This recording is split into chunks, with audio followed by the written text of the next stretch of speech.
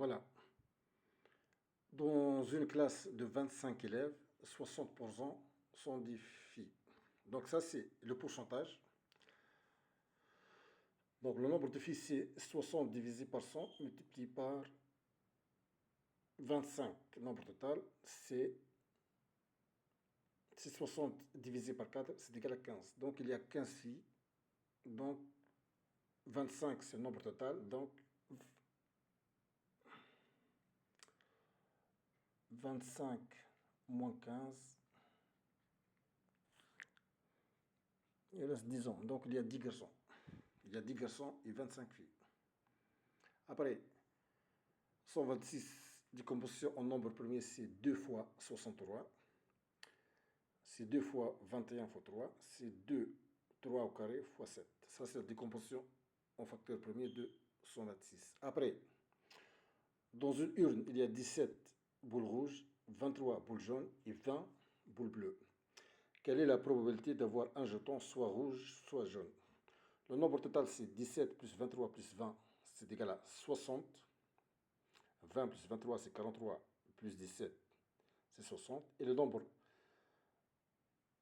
rouge et jaune, c'est 23 plus 17, c'est 40. 40 sur 60, c'est 4 sur 6.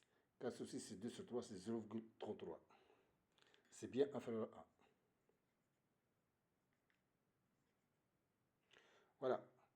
Maintenant, on a un pavé droit de hauteur 1,5 m, longueur 2 mètres et largeur 1,3 m. Quel est son volume? Le volume, c'est hauteur multiplié par largeur multiplié par longueur. Donc, c'est tout calcul donne 3,9 mètres cubes. Et 3,9 mètres cubes n'est autre que 3900 litres. Maintenant, on vous donne un polygone qui transforme A en D. C'est un polygone. On vous donne un polygone avec 10 points. Une rotation qui transforme A en D de centre O.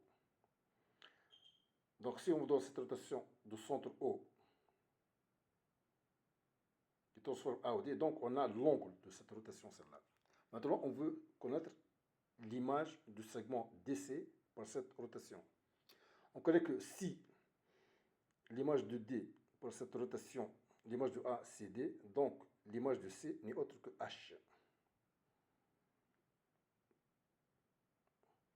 Donc l'image du segment DC n'est autre que le segment AH. Et voilà.